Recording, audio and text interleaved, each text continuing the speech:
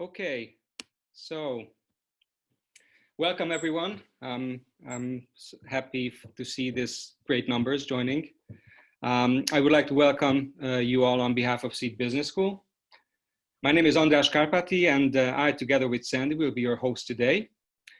We are very excited. This is our first webinar series, and this is our very first event. So please accept any small issues or technical problems we might encounter. Of course, we are doing our best, but we are still on the learning curve as well.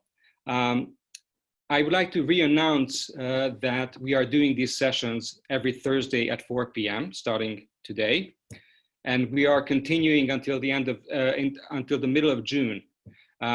Please check out our website. You can already register for all of the events.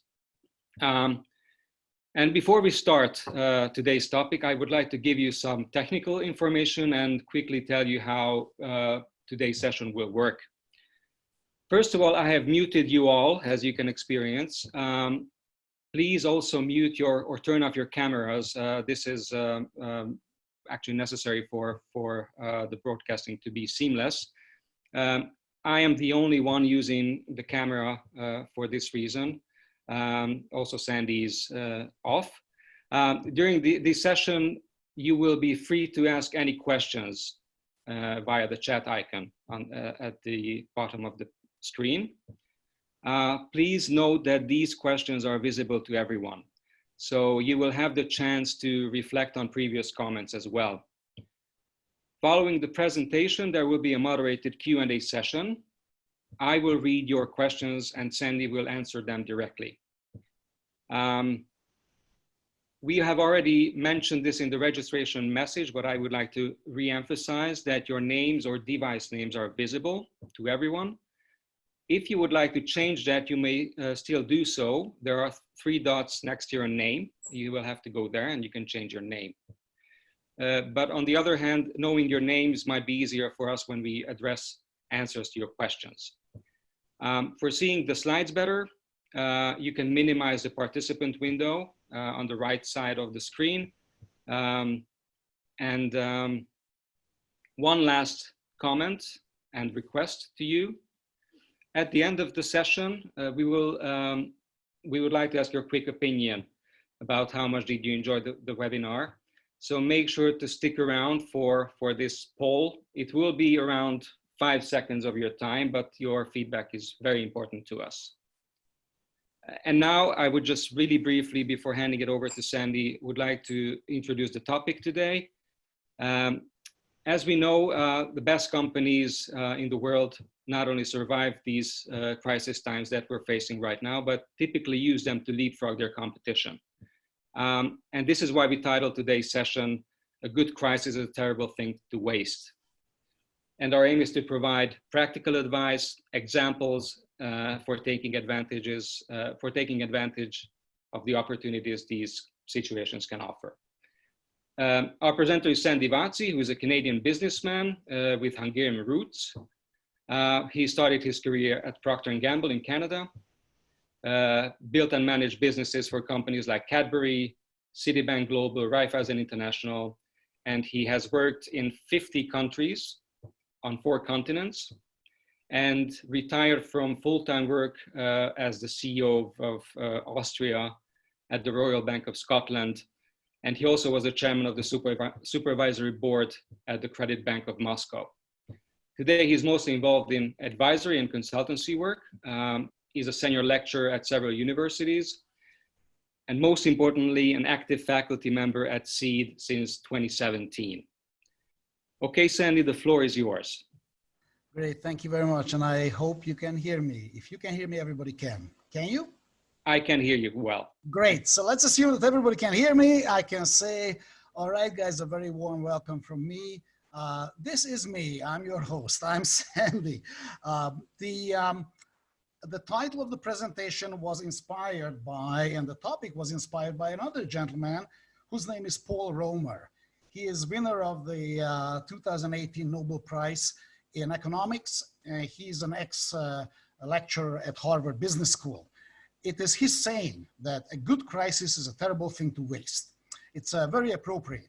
When you think about it, Crisis is really a sudden major change with very obvious negatives and a lot of potential hidden positives.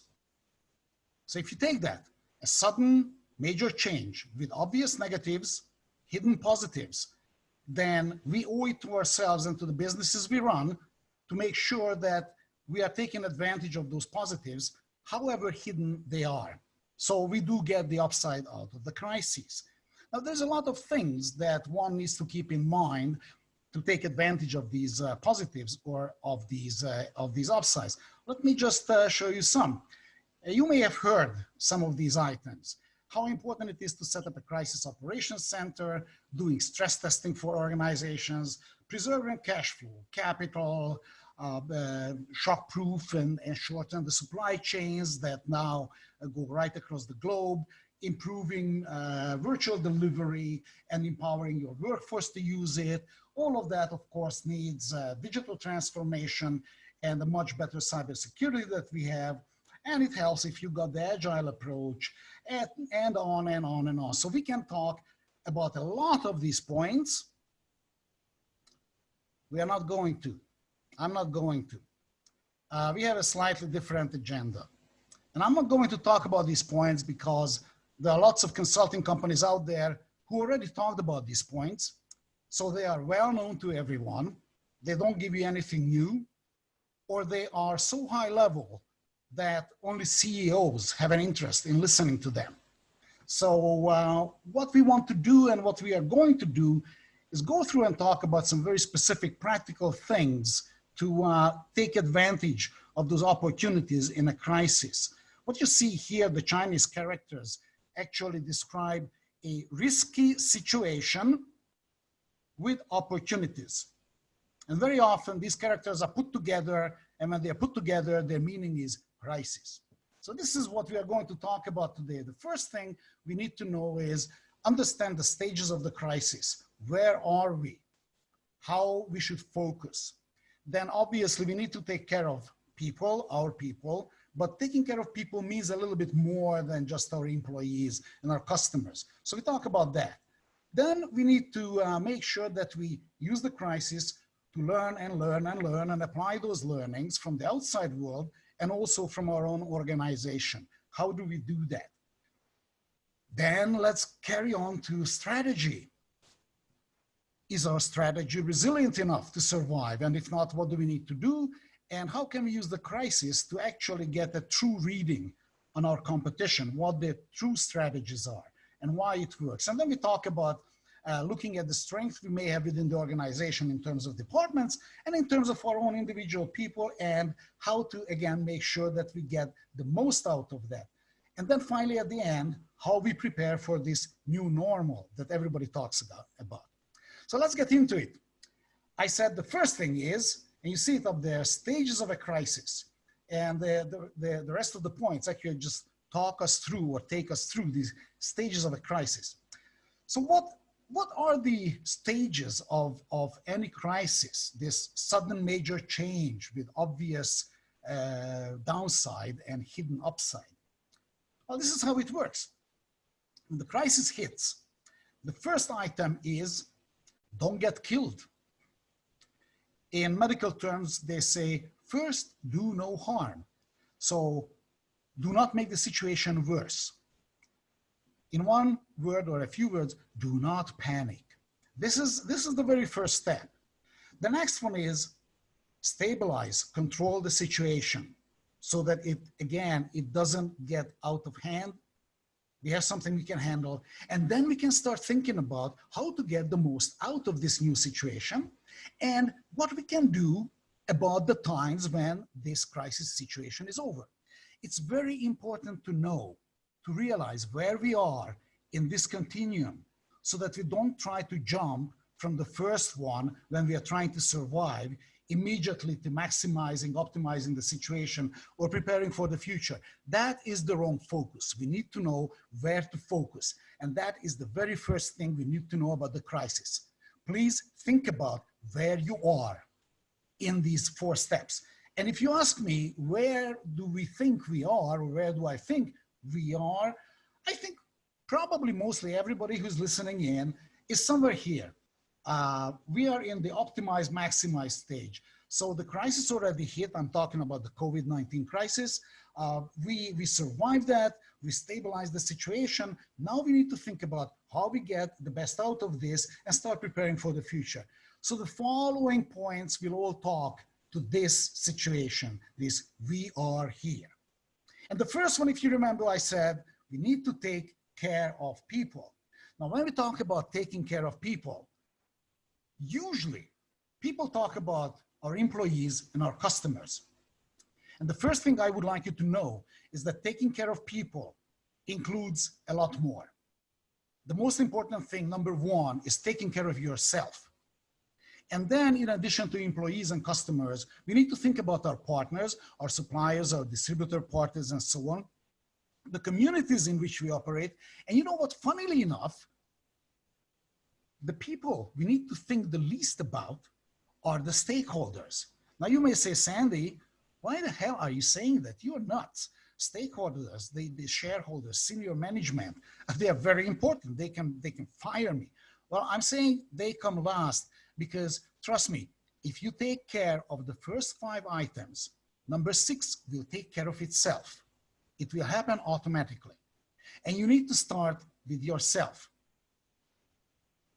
Let me tell you, everybody says the captain is the last one to leave the sinking ship. But have you ever thought about why that is so? The captain is the last to leave the sinking ship, not because the captain is stupid or because he is suicidal. No, there are 2 other reasons for this. Number 1, the captain is best placed to manage the orderly evacuation of the ship. So the captain needs to be there to make sure that everybody else is okay. And number 2, as long as everybody sees that the captain is around, everybody is okay. There is no panic. They know that things will happen, they will survive. So the first thing that you can do to help the situation is to make sure that you are okay. You have to hold up, you have to get through all of this in good spirit. And when you do that, then you can do everything else that you need to do to make sure that everybody else sails through, and your employees, all the people who are relying on you, will be okay because they keep looking at you. Are you still okay? You're not panicking, okay? Oh, good. Now the next one, customers and partners. Here's the good problem most companies have. We have too many customers and too many partners. Great stuff. But you know, time is short, life is final. If we have to decide who we take care of, we actually have to do segmentation. And we have to carefully pick the number 1, number 2, number 3 customer segments, number 1, number 2, number 3 partner segments. And we have to work our way down there. And I'm not saying this because I don't want to take care of number 10, but I'm saying this because we don't have enough time and we can't kill ourselves. So let's make sure that we actually segment our customers and our partners. Yes, our partners. Everybody's familiar with segmenting customers, but we usually don't segment our partners in order of importance. But we have to do that now, guys. So once we've done that, then we can also start worrying about taking care of the communities, and the stakeholders will take care of themselves. So my first big advice to you is actually have a framework around this. Write down on a piece of paper, me, my people, my suppliers, my distributors. And by suppliers and distributors, you have to put in number 1, number 2, number 3. And then think about what action you can take, action 1, action 2, action 3, if you still have the energy that you're going to do to take care of these people. Have a template, have a framework to approach this taking care of people issue. That's the first one. Okay, so we know the stages of the crisis, we know where we are, we know we have to take care of people, and now we know how we're gonna do that and who all the people are that we are taking care of. So now let's go into learning mode, because I said we have to learn and learn and learn and test and test and test. And then what we have to do is we have to use and use and use all that learning. So we have to get creative. Now, here is a thing. People say that usually doing nothing costs nothing. Actually, it does cost something. There is an opportunity cost. But when we do something and something radically different, there's usually a big risk associated with that, a big cost associated with that. In a crisis, the cost of doing nothing goes up, and the cost of being innovative and doing creative things drops. Think about it this way. You are at home sitting with your husband or your wife, and you are talking, oh my God, the roof needs replacing. Yeah. It's leaking, not that bad, but it's leaking a little bit. And you know, when we replace it, maybe we should get a different color. Maybe we should get some tiles instead of the plastic cover that we have. Well, maybe we should, rework the attic. And you keep on talking, and you think there's nothing that you're wasting, but in fact, you're wasting all that cost that you're not taking advantage of. Basically, what happens is the cost of building materials goes up faster than your salary, so there is a hidden cost to all of this inaction. Now think about, situation has changed. Guess what? The roof is on fire. Now, you're not gonna be sitting around and debating what I'm gonna do. Oh my God, the roof is on fire. So, okay, let's go through the stages of the crisis. First thing, don't get killed, make sure that you don't make it worse. So put the fire out, put it out in a way that the house doesn't collapse.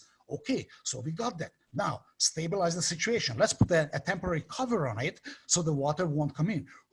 Deep breath. All right, now, how can we get the maximum out of this? Well, now that we have to replace the roof anyway, we cannot wait any longer. Let's make sure that we actually do that attic renovation that we always talked about, how we are gonna do that. And we start thinking about it. So you see, all of a sudden, because a crisis hit, the cost of inaction went up and the cost of action dropped. You actually have to act. So let's take a look at how we can actually do that in the current crisis. I'm using an example of Mr. Sale. Mr. Sale is a wholesale retailer of men's clothing in Budapest, Hungary.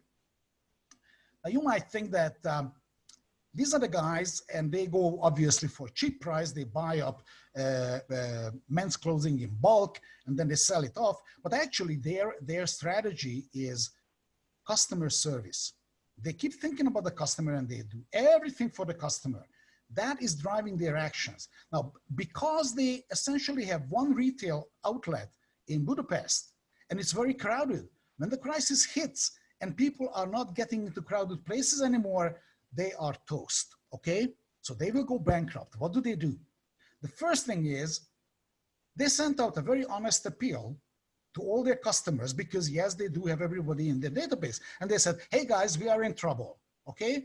We got the best deal. So if you want to buy your stuff, buy it now, because you're not only helping yourself today, but you're helping yourself in the future, because you know what? If you buy from us now, we can survive. So a year from now, you can still come back. If you don't do that, we may actually go bankrupt. And by the way, when you do that, think about all the other businesses, small businesses that are around you, your local butcher, your local greengrocer, et cetera, and try to make sure that they survive, because that's going to be very good for you a year from now. So you see, they had a very honest appeal, and they immediately threw in support for others. Then they got creative. So they had some free time on their hands. They started making medical masks. They were in short supply. They created remote offers, because now we are giving everybody much better remote access, because they cannot come into the shop because it's very, very crowded. Then they started doing testing, and they did a very interesting test. They said, okay, you may have lost your job because of the crisis, and we are not going to ask you to prove it, but if you can ill afford even our very low prices, we give you a 30% break. Otherwise, here is the real price, the 100% price. And you know what? If you are one of those few lucky people who actually have a good job and kept their job and can afford to pay a bit higher, then we give you the supporting price, 130%. And the choice is yours. We are not asking you to justify what price you pay. Just do it. And then they tracked it. And they realized that 50% of the people got the 70% price, about a third got the full price, and 20% actually paid them more. And some people, about 10%, actually wanted to give them a donation. So they said, don't give us a donation, buy a gift certificate. And then later on, you can decide not to use it. That's as good as a donation, but we don't have to worry about the different taxation issues, et cetera, et cetera. And now they could actually start selecting people for their direct mailing based on the price they were willing to give them. And because they knew about you, what kind of a job you may have, they could actually target their emails with that as well. So they had an incredible test and marketing machine built around the crisis. Okay, they started doing things differently, they tested it all out. And by the way, you know what? The net result is they are in business. Everybody would have said in the beginning that they will go out of business. No, they are not. And they are thriving and they will be with us later on. Now, this is the mindset I'm telling everybody to have. Think about what you can do different. Think about your strategy, how you can execute that better. What are the kind of things that you can test? Get creative. The cost of inaction is very high. The cost of action has just gone down. Action is on sale. All right, we talked about testing and changing things we do for our customers. Now let's talk about ourselves, the business we are running. How we can make sure that our business setup is best for the crisis. You see, if I want to simplify how businesses are set up, I would say in most businesses, we have what I call the hard enablers. And these are the kind of things, physical things we have like hardware, software, a fleet of cars that we use to deliver our goods, the logistics setup, the machinery on the shop floor, but also things that are hardwired into the company, the organizational structure, the defined roles and responsibilities for the positions, the defined compensation for the positions, all the things that create the hard setup of a business. Then we have the so-called soft enablers. Now, these are kind of things like the motivation of the people, their mindset, their background, their attitude, the team spirit.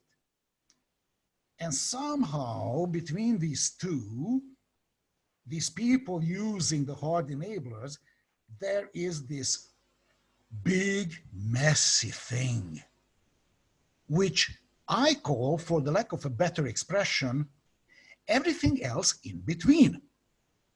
And this everything else in between, these are the kind of things that make sure that all these guys with their soft enablers can take advantage of the hard enablers and somehow deliver the business. And these are the processes we have in place. This is how we track their progress. This is how we allocate tasks. This is how we manage communication. This is everything that links the hard and the soft part together. Now, here's what happens. When we think about doing business in a new setup, we tend to think about the hard things. All right, it's remote working. So we need to have the remote access capability, and we need to have Zoom or whatever. And we think about, oh my God, okay, people are going to be working from their homes. We have to make sure that they remain motivated, they remain high. So we'll do that. We'll do lots of hand holding and massaging the egos. But we also need to think about how the processes may need to rework. Well, think about it. If you're in an office together, you walk around, you know immediately who is down, who is up. You know immediately who has enough work, who can actually jump in and help somebody out. Your whole reporting system is predicated on the premise that you actually have firsthand information about a lot of things. When you go remote, that all goes out the window. You don't have firsthand information. You don't see the people. It's not easy for them to see who needs help, who doesn't.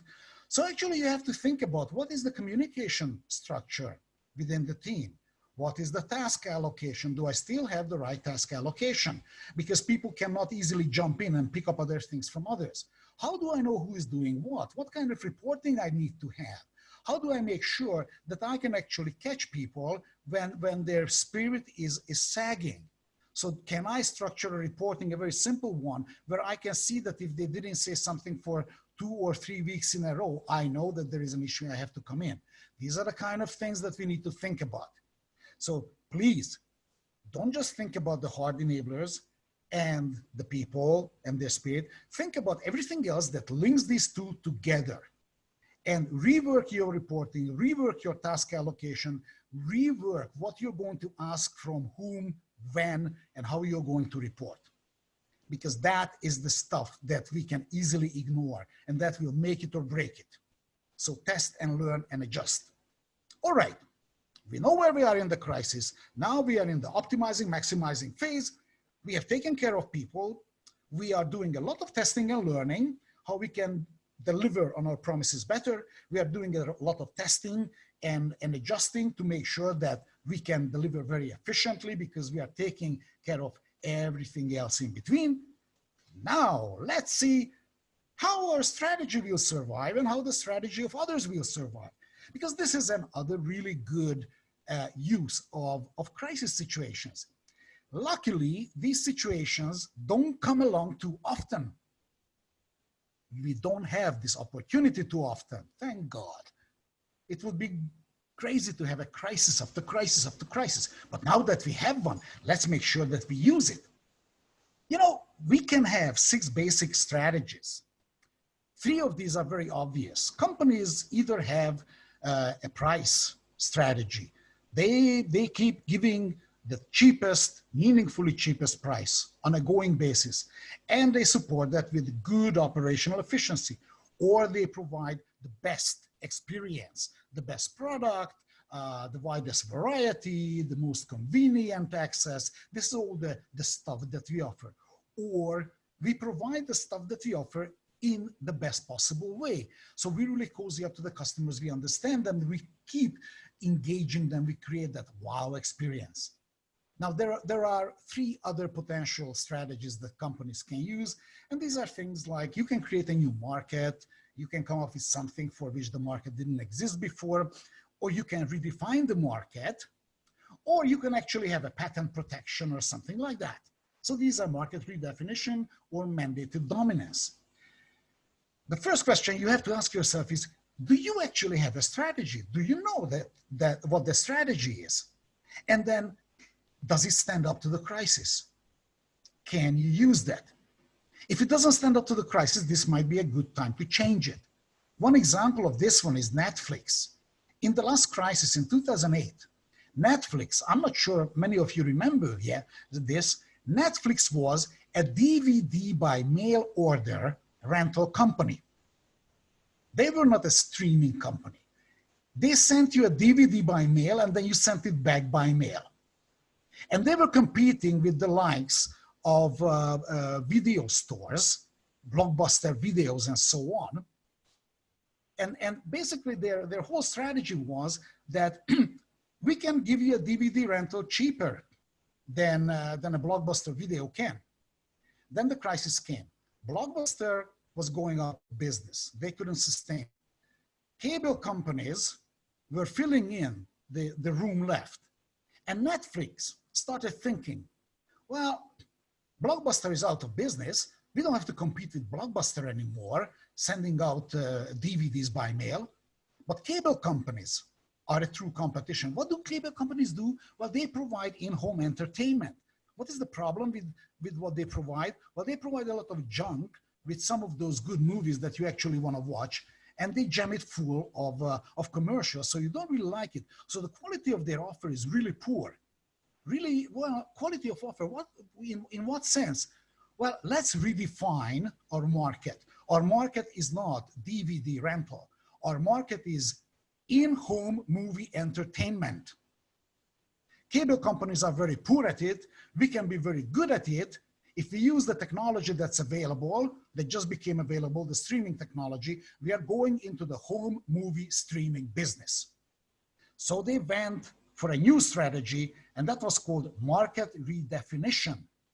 And that's what they used, and that's how they survived and strove in the crisis. So the crisis is a very good opportunity to test your strategy. If it works, don't leave it. If it doesn't work, then think about what new strategy you could use to survive the crisis, but make sure that it is a strategy that you can stick with after the crisis, because going back and forth is not good. I guarantee that you will fail. Let's talk about the competition now that I talked about failing, because I'm an optimist. You will, of course, survive. The competition will fail. So how you can then test the competition and how you can understand what their true strategy is. A lot of research went into how people behave. all the research says that under extreme duress, in a stressful situation, people revert back to their true character. They cannot pretend anymore. You may be a very easygoing guy. You pretend you are very nice and very easygoing, but deep down inside, you're a control freak. Under stress, you will become a control freak. Now, the same is true for companies. You see, a company may pretend to be customer focused, and then a crisis hits and they go, oh my God, we have to survive. We're going to fire half our workforce. But we can't do that. Customer service will suffer. We don't care, we have to survive. This is what we do. We fire all the people, customer service drops, but we can keep our cost base. Well, guess what? You're not really customer focused strategy. Your strategy is cheap price strategy. And the crisis just told me what your true strategy is. Or if you remember back, this strategy hexagon, I just put it back up again. Mandated market dominance means not only patent protection. In many cases, mandated market dominance is something like cozying up to the government, to some people, and having guaranteed wins at different tenders. Sorry guys, this is reality. In many countries, this happens. So watch companies. You may think that you lost those tenders to your competition because they have a cheaper price, they have a better offer. The crisis hits, and then you see them running to somebody in the government, asking them for a special bailout or special support. Then you will know that their strategy is actually mandated market dominance. So you need to rethink. Do you really want to compete with these guys on price for, federal government tenders? No, you don't, because you know that you can't win. Okay, so this is what I mean. Watch your competition. Watch their true strategy, their true colors will come out. All right. So now you know the true colors of your competition. You know if you got the right strategy or not. And if you have to change it, you change it in such a way that it will not only carry you through the crisis, but will carry you further on. You have tested your processes, you have tested your offers, you have taken care of your people. Now comes, okay, let's make sure that we have the best groups, departments within the organization, and we have the best people within the organization, and we know who they are. So what I do is I look at my departments and I say, okay, can they only do what they are supposed to be doing? Or can they actually change? Can they adapt? Is marketing trying to do the same kind of marketing they did before? Or are they kind of rolling with it and changing their whole approach? Is sales changing their approach? Is operations changing their approach? Is legal changing their approach? Is HR changing their approach? Okay, are they adaptable? Can they do different things or can they do things differently? Are they becoming selfish or are they cooperative? Are they coming to you saying, hey, listen, boss, I can do something else. I can help you in different ways. All of that will add up to resilience. Basically, what I'm talking about is, are my departments within the organization resilient? Is my department resilient? Are the other departments I'm cooperating with resilient? Or are they turning selfish and sclerotic when the crisis hits? That will tell me who are my two friends in the organization at the group level. Now, who are the two winners at the individual level in my organization? I can tell that by looking at how individuals react. You see, individuals also become their true selves in a crisis. They will revert back to their true selves. I want the kind of people who will not break down in a crisis. I want people who are calm, who are flexible, who are cheerful and energetic like me. You remember in the beginning I said, you take care of yourself because everybody's looking at you as the leader. Are you still calm? Are you still cheerful and energetic? Okay, so these are the people I want. In other words, I want to know who my future leaders are. And the crisis is the best time to test for this. Thank God you don't have this opportunity too often. But when you have it, use it. Please don't let it go away. You will thank yourself for using it. So now you got the organization and you know who your future leaders are. Now you can really truly start thinking about, what am I going to do different? All right, when the crisis is over and it's going to be this back to normal, what am I going to do? How can I use all this learning? Well, guess what? It's back to normal, but it's going to be a new normal. And the new normal means a number of different things. Today, all the businesses are looking at efficiency. A lot of them are doing offshoring. Everybody is really into remote servicing and trying to find the best strategy. But you know, there's this little thing called coronavirus that came in. And with this guy, a number of things will change. So for the businesses, if you want a short prediction from Sandy or from Seed, we would say, you know, efficiency, yeah, efficiency remains, but flexibility, resilience, the robustness of your processes, supply chains, etc., will be much more important. And a lot of companies already talk about that and look at that. Offshoring, well, you know what? There's an interesting thing. If we rework our supply chains, then offshoring will become nearshoring. That's actually good for a lot of companies in Central Europe, because we are near Western Europe, much nearer than China. And with robotics, we can actually drop the cost of added input, added work quite dramatically. So what does it mean for the company where you are working? Remote service, well, a lot of companies are doing that, and remote sales and the infrastructure for that. But you know, a lot of companies are just paying lip service to this. I'll show you something about that on the next slide. Different strategies. Well, if you ask me what the winning strategy will be through this recession, I would say when all is said and done, it's customer focus that will help you survive the most. Now let me show you those slides that I promised. The first one about remote setup. A lot of companies are saying, yeah, we have a remote setup. Forrester Research did a big research. They asked a lot of companies, thousands of companies. They asked the heads of HR, do you have a home office set up? And about 90% of the companies said, yes, we do have a home working setup. Then the next question came, do you actually have the right support, the right infrastructure for it? Well, actually, all of a sudden that 90% was halved, and only about 45% said we actually have what it takes to work remotely. And then the next question came, and does your management actually actively support remote working? Big surprise. Less than a quarter of the companies said that their management actually supports remote working. Well, all those people, that 75% of managers who were against remote working, take notice. COVID proved that remote working can work. Now, people don't want to look stupid, so this 75% tomorrow will be the biggest supporter of remote working.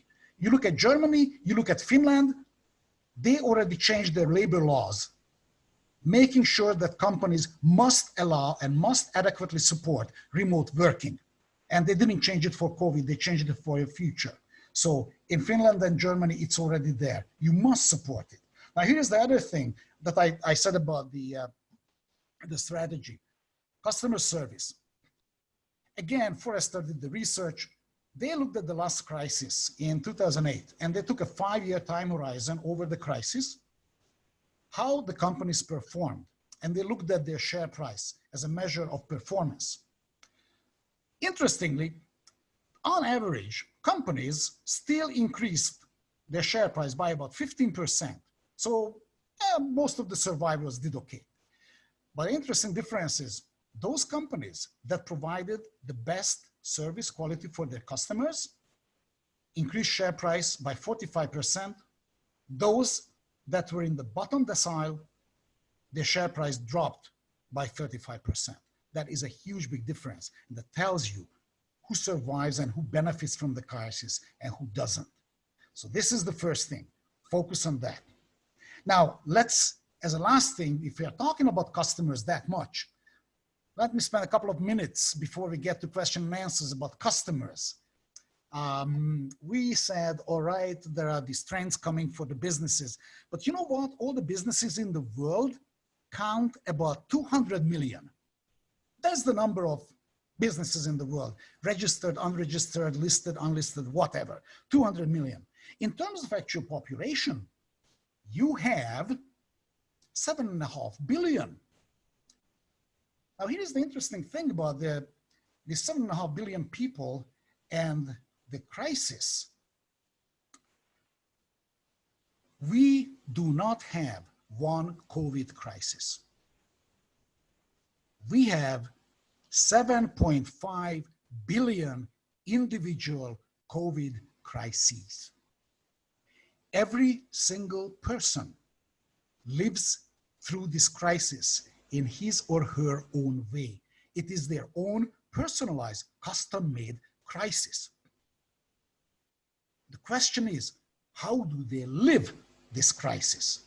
And that is why it's very difficult to predict how they will behave in the future, because you don't know how they lived this crisis. So all those analytical tools that we use, predictive modeling and machine learning supported artificial intelligence, and all the standard segmentation methods won't help that much. You need to know who they will be as the result of the crisis. Do they survive as a hero? Or are they struggling through and that leaves a permanent mark on them? Or are they happy-go-lucky? Or that is the big question, this or. Who will they be? And for that, you need to know how they internalized this crisis. You need to understand how they think of themselves. Your standard segmentation methodologies don't help. You have to get inside their heads. And let me give you just one example, because we don't have time for the two I had. I can give you the second one if anybody wants to know. You can ask me later, send an email. But let me just give you one example. Why it's important to know how they live through these things. Back in the late 90s, there was a big crisis in Hong Kong when China took over.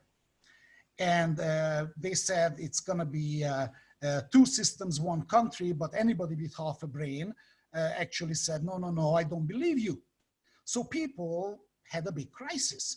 And a lot of people started migrating, and they migrated to Canada.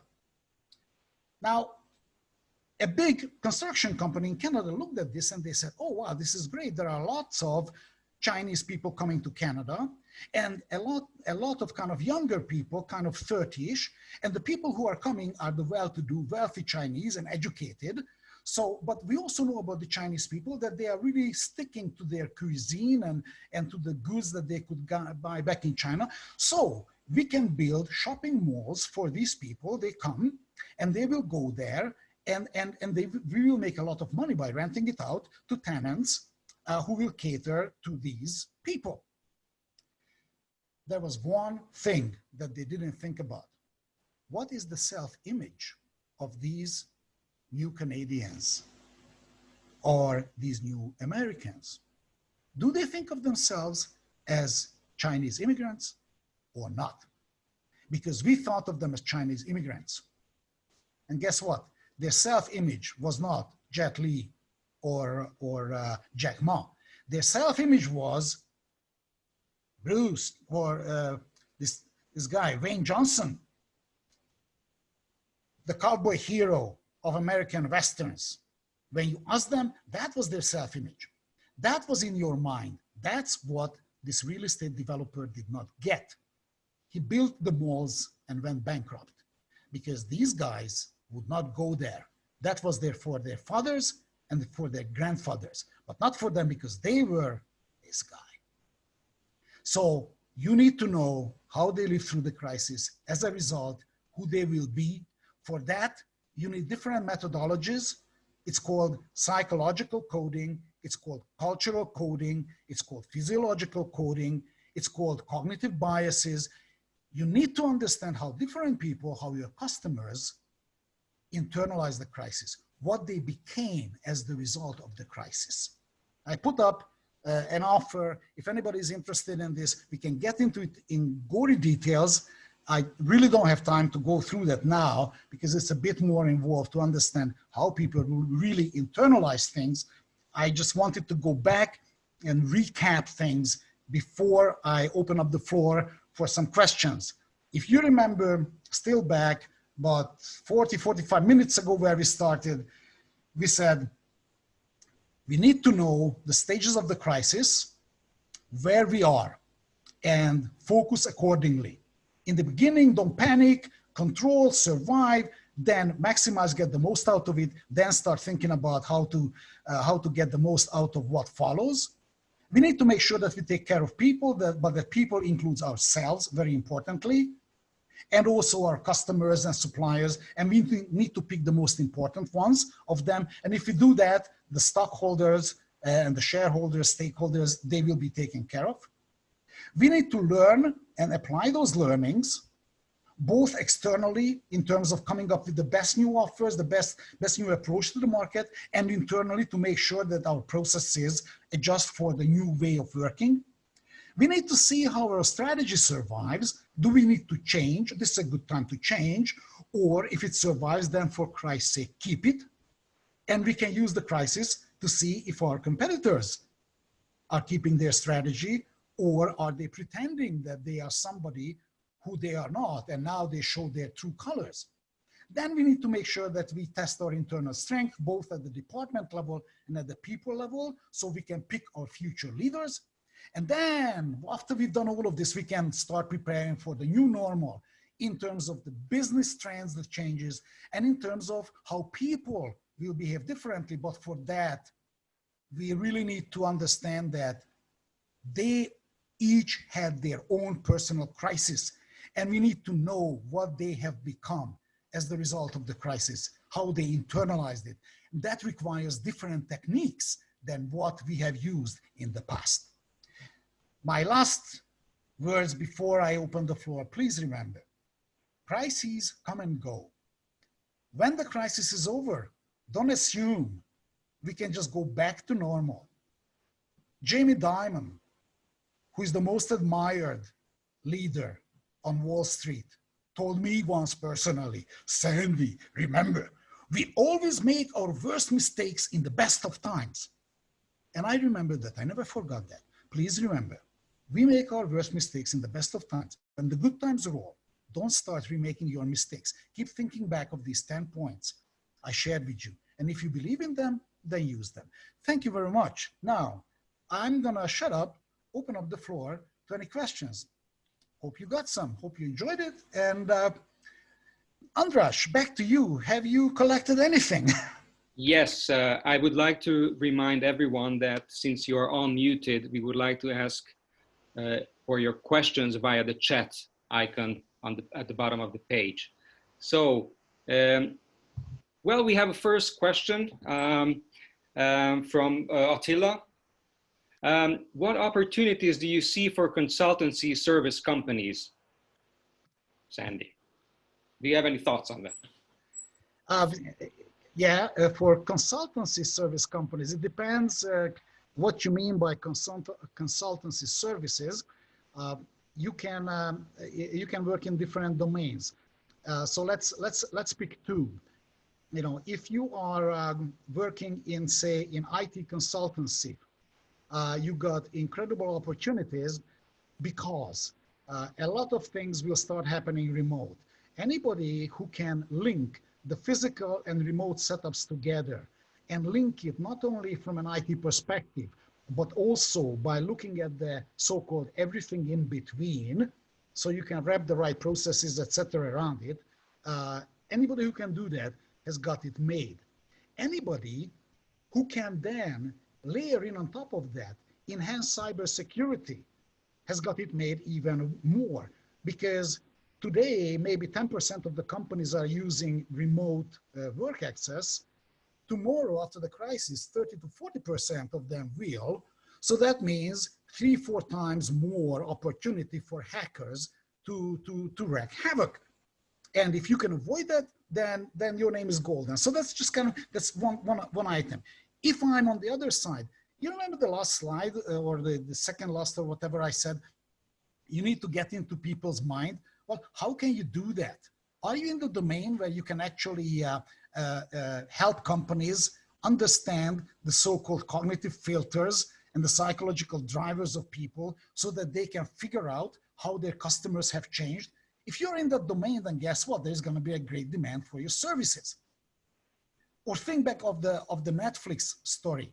Can you redefine your market? Has your market shifted, or can you shift it because of the crisis?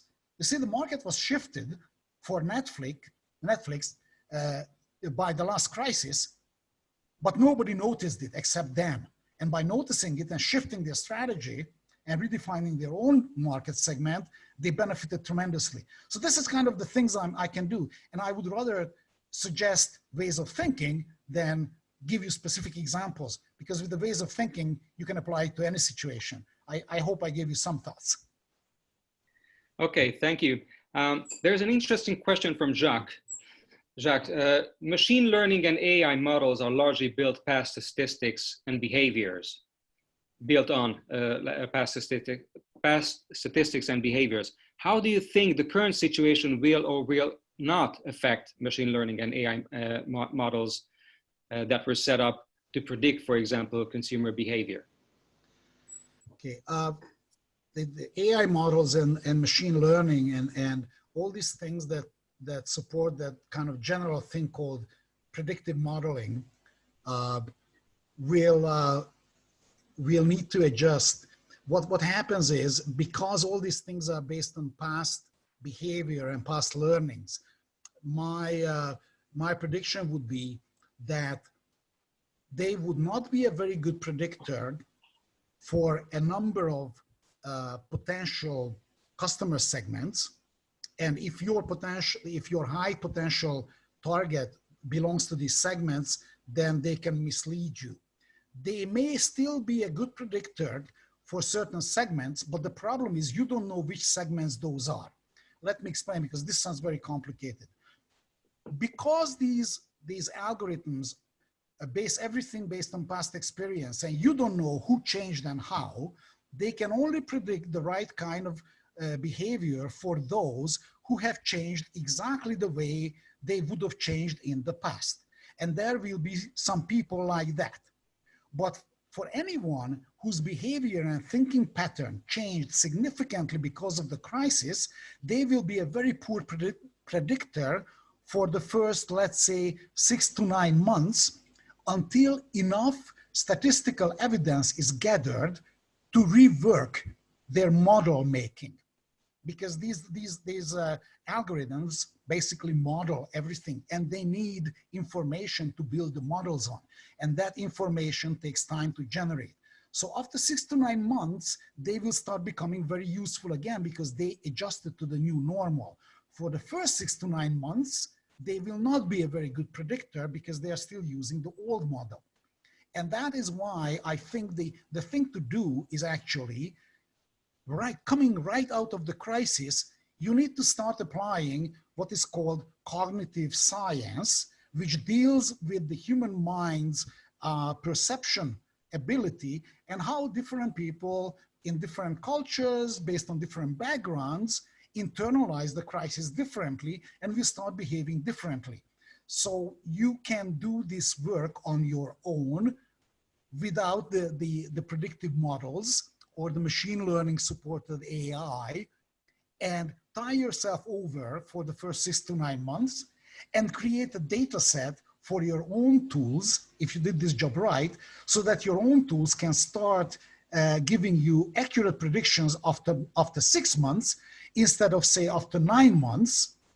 And that way, if you have the same kind of powerful tools as the competition, you can still gain an advantage. And the 3-month advantage in a fast-moving environment can really give you the upper hand. So that would be kind of my thinking around this. Start doing the cognitive modeling, build the data set very fast for your models, and then unleash your models on it so they can start predicting the new normal and start predicting it before the other guys who did the cognitive work get there with their models, because for their algorithms, it will take longer to be able to give them an accurate prediction. Okay, there are several questions coming around testing your people's resilience. Let me pick one. Sandy, thanks a lot for the presentation. What would you suggest to do in order to check the people's resilience when they remain quiet, or even more, they're hidden rotten apples? And there's another one. Yeah, it's basically the same. How do you basically check that? Can you afford to remain quiet or to remain a hidden rotten apple in a crisis? Well, normally you couldn't. And even if you could, the crisis, I think, gives us a great opportunity to create an environment in which they cannot afford to remain that. So you see, under normal circumstances, you may have a hidden rotten apple who hides behind the facade of being quiet and introverted. And you might find it difficult to test which one it is. Let me tell you, actually, you can test it even in a non-crisis situation. But a crisis gives you a carte blanche to call on this person to start doing certain things that will give you a yes or no answer about being a rotten apple. And the person will not have the opportunity to hide behind being introverted anymore. And you have a very good excuse, and this excuse is called a crisis. So you can say, hey, Joe, listen, I know you've been the quiet guy, but you know, we got this situation, we only have this many people and we are working from remote. And what we need to do is we need to start rotating who is running these remote meetings. So every third day, you are gonna have to take the mantle and you will be the one starting up the morning meeting and running through it. So I expect you to create the agenda and run through the meeting from A to B, keep it on time and keep people engaged. And I really hope you can do it, because I have no option, man. We just got to do it. Now we really have to do it. Again, please understand, this is just one example of the crisis giving you the opportunity to call these people out and test. Are they just hiding, or are they really? If somebody is good potential and an introvert, that person will grow up to this challenge. If somebody is the rotten apple and has been hiding behind the introverted facade, he will not be able to grow up to the challenge. So you got your answer. These are the kind of things that you can do in a crisis. And in any case, in a crisis, to me, one of the biggest things you should watch for is, are people proactively stepping beyond their job definition? Those are going to be your future leaders. Those who are hiding behind the job definition as a I don't know, as a shield, those are not your future leaders. They are shying away from the extrovert. Those who say, hey, listen, we are in this deep poo-poo together. I think I could do this, that should help. What do you think? Would it make sense? Now, these are the good guys. Okay. Okay.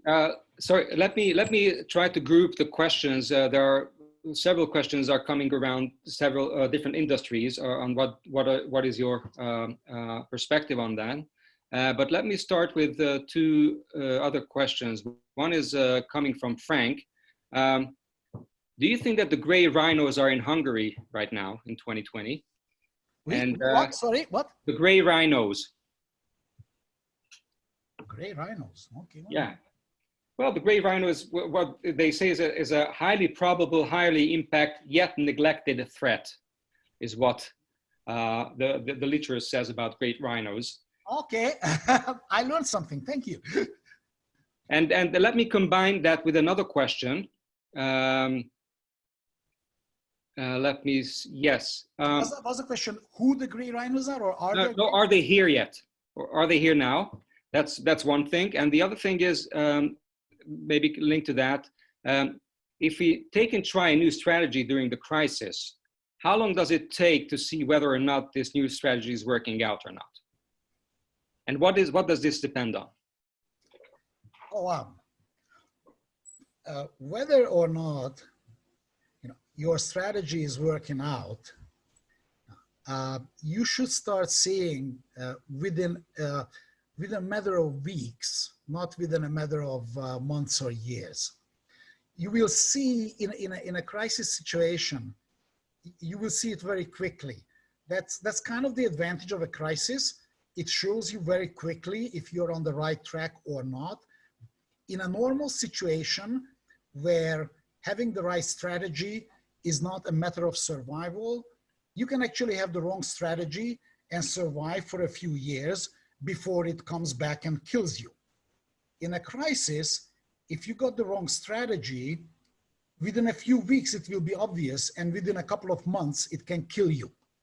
So if you test your strategy and it seems like this is not the right one, or if there is a better one for a crisis, then you shift to that, then you should start feeling some of the impact immediately. If you don't see it in sales, you see it in customer satisfaction, you see it in employee satisfaction, you see it in the way people are, because they all of a sudden they feel better about what you are doing. Okay, and that's a very immediate feedback. You usually don't get that when it's business as usual, but in a crisis, everything is really stark, really black and white. Very fast feedback comes. So you get a very, very fast feedback. So within weeks, you should know if you're going in the right direction or not. In a standard situation, you don't. Now, keep in mind, if you got, again, you change your strategy, please make sure that your strategy is such that it will carry you on after the crisis is over. I am not advocating that anybody should have a new strategy just for the crisis as an interim strategy. A strategy, by definition, is a long-term thing. At Procter & Gamble, where I started, they said that if you change your strategy within 4 years, you are fired because you got the wrong strategy. The right strategy should not be changed. So your strategy has to have staying power. Now, in terms of these gray rhinos and the unseen threats, I mean, God, if I would know the answer to that, if they are here and who they are, I would be investing in them right now. I don't know the answer to that. I can give you the answer that many people give to these generic questions, which is, I don't know who they are, but I know that they are here. So it is funny, when I was at Citibank and we needed to implement a CRM system, a customer relationship management system on a global basis, and our IT had said, hey guys, I will build that for you. We said to this guy, Jim, his name was Jim Stojak. I said, Jim, I'm not gonna buy your solution. And he asked me why. I have 10,000 people working in my IT department globally. And I said, you know, Jim, I don't care. I don't know what the future solution is gonna be, but I know it's not gonna be one that you will come up with, because to you is just one of the many things you do. And I know that there are 1,000 companies out there who are trying to become the next Microsoft by coming up with the right CRM solution. Okay, I know they are here. I don't know who they are, but within a year, somebody will come up with a solution that's going to be much better than your 10,000 people can come up with. And that's the one I'm going to pick, because I know they exist. I just don't know yet who they are. So I'm waiting for them. So you see, this was from the perspective of the buyer. Now, if you're thinking about potential competitors, it's much more threatening. Okay, let me jump to the questions around several sectors. Actually, there was a question about the real estate, the office real estate market. How do you see it right now in the light of increased home office work? And there's another question related to your history in banking. If you were still a CEO of the bank you last were CEO of, what would you do? What strategic changes would you be making now?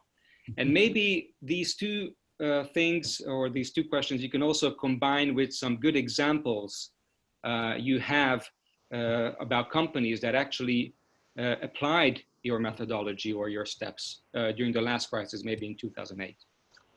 Whoa. Sorry about that. Yeah. By the way, sorry, this might be our last big question because we're running over time. Okay, good. Well, let me try to get rid of the real estate question quickly. You know, if again, I mean, if I had a crystal ball, I'd be using it and investing it in terms of the real estate. The general trend, we need to keep in mind that many times people say, you know, this is going to be a huge big change, and yes, home work or remote work is going to be a big change, and the Germans and the Finns already legislated that it must be allowed. But please also keep in mind there are lots of things that go against a full-fledged remote work.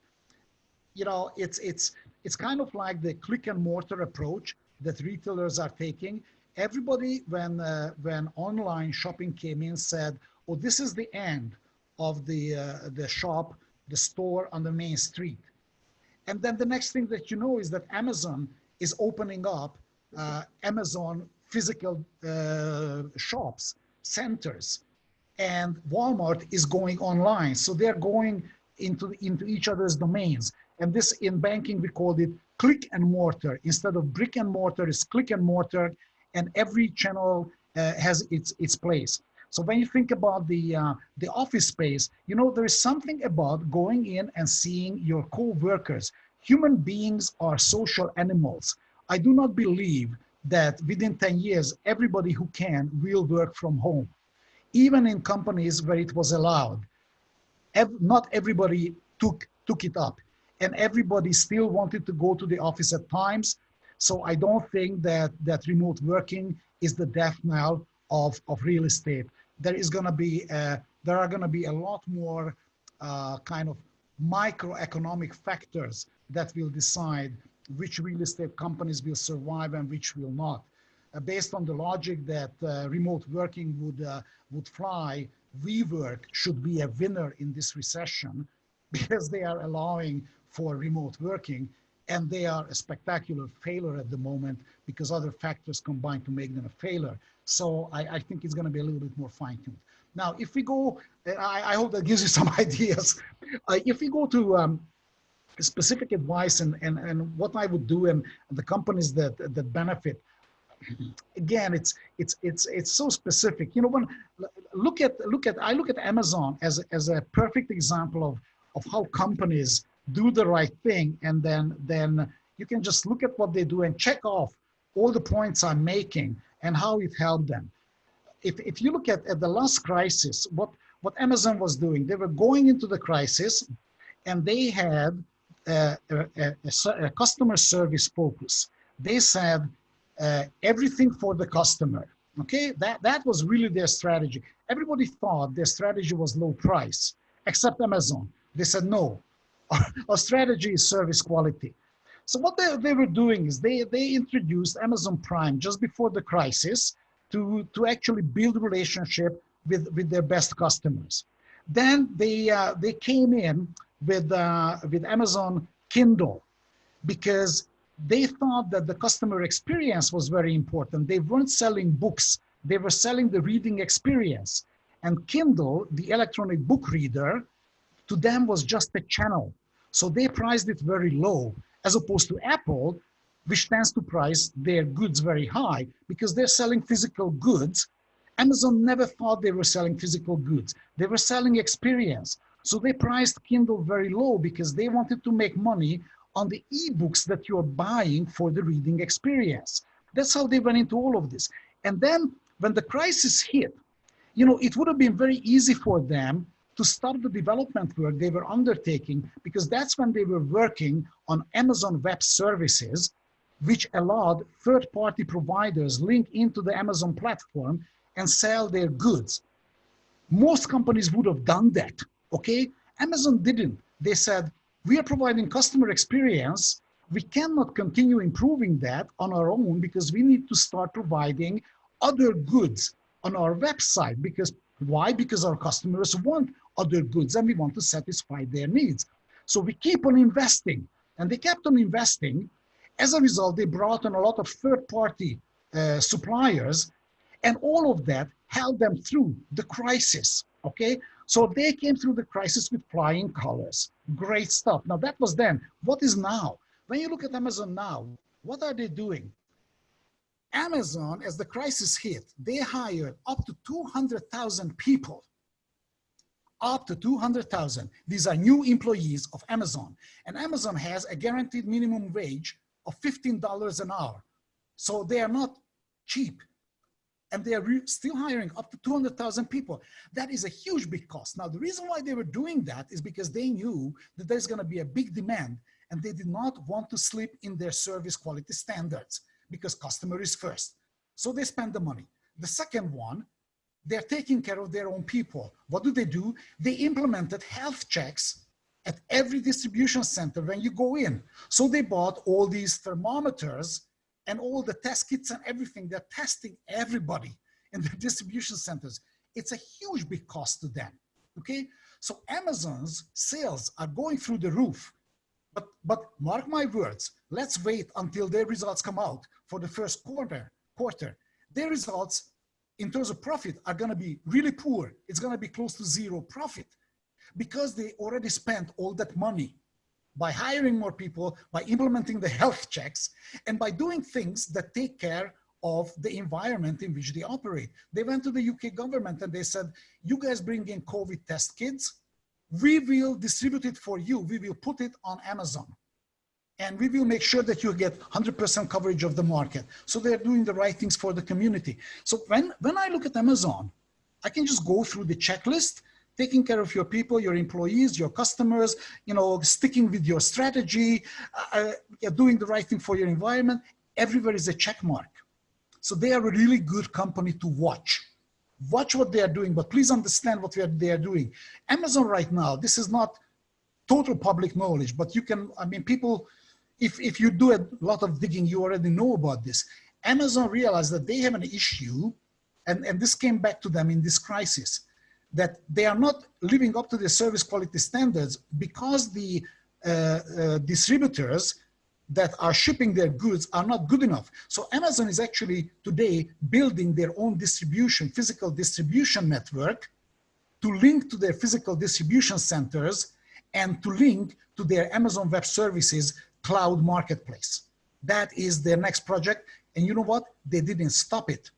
They keep pushing it. That's one reason why they will have close to zero profit, because they're investing all of this thing because they say this is our strategy and it will not change. This is the right strategy. So they're a good company to watch. Okay, so let's go to the last slide. But before we do that, Sandy, I would like to ask again all participants to remain here for like 5 or 6 seconds at the end. We will run a small poll where we will ask your feedback on the experience of today's webinar. Which is the last line here. Don't go away. We need your feedback. It really is going to take you 5 seconds. From my end, I wanted to say thank you. Now, I'm going to offer something. Andras, we didn't talk about this, but here is the thing. If anybody has any questions or the questions that we gathered and we had no time to answer, can we either put it up on our website, or if not, then I can always just send people back answers as long as they can send their question to the general info@seedunit.com. Okay. Because I'd like to make sure that we answer the questions one way or another. What do you suggest? Okay, that's a good idea. We will send out a reminder to all the participants who register for the event with this information, and we'll provide the right channel for asking the questions, okay? We will collect that and forward it to you, and we will make sure that everybody will get the answer as well. Great stuff. And I personally will make sure that will happen with my thanks. And the other thing, before we get to the survey, just a reminder, same place, same time, next week, we will we will have Laszlo with us, Laszlo Eszes, and other seat faculty, and he will be talking about leading change through the crisis, how you do that in the crisis situation, how you can apply all the learnings that you got from the crisis so far and that you can gain as you go along, and which is the best way to manage change through a crisis environment. So that's going to happen next Thursday at 4 p.m. and you can register at the same website, the same way as you registered for this webinar. So now back to Andras, to you. Please put up your survey and let's hear from the audience. Thank you very much, guys. So here is the poll. I'm launching it now. On a scale of 1 to 7, please select one number. 7 is the best. 1 is the weakest.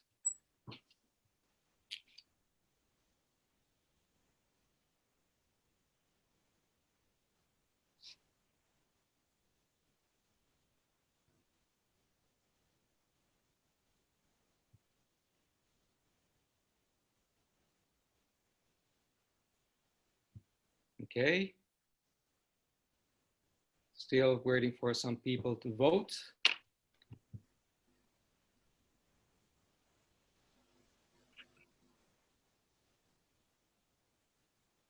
Okay. Thank you very much. I think I will end the poll now. And I'm sharing the results with you all. So thank you for your feedback. And as Sandy said, let's meet next week, same time with Vaci Eszes. And I would like to wish you a lovely weekend. The weather's getting actually better. So enjoy these days and of course, stay safe and stay healthy. Thank you very much. Hope to see you next week. Thanks, guys. Take care. Bye-bye.